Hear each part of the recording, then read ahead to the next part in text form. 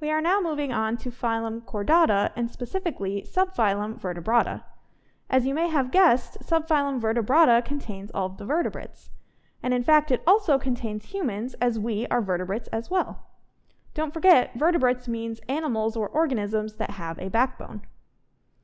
At this station, we're going to be discussing class Amphibia, specifically subclass Lysamphibia. This subclass includes 3 orders with animals like caecilians, salamanders, and frogs. Amphibians are small vertebrates which require water or moisture to survive. They have very thin skin, and they can absorb water directly through their skin and even breathe through their skin as well. Amphibians are cold-blooded, and because of their special skin, they require special living conditions. Too much sun can damage their cells, while too much wind can dry out their skin and dehydrate them.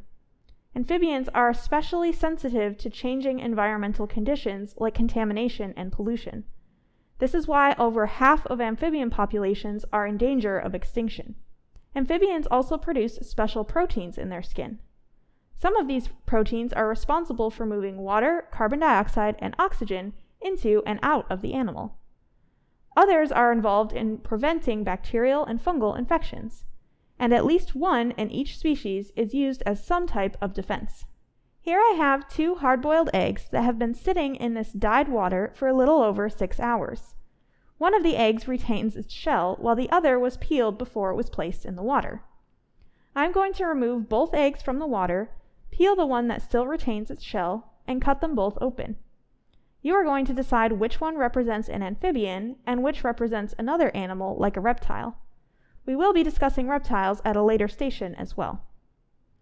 You are also going to view a cross-section of amphibian skin under the microscope.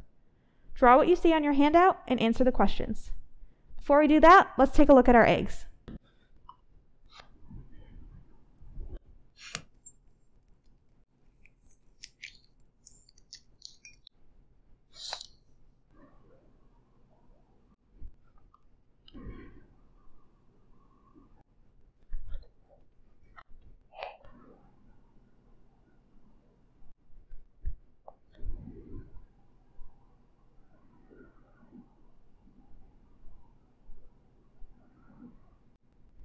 Now that we've looked at both of the eggs, make sure you write on your handout which you think represents amphibian skin and why, and which you think represents another animal like a reptile.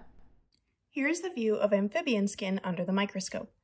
You're going to want to label the epidermis, which is the top layer of skin, and the dermis, which is the bottom layer of skin, as well as any glands that you see.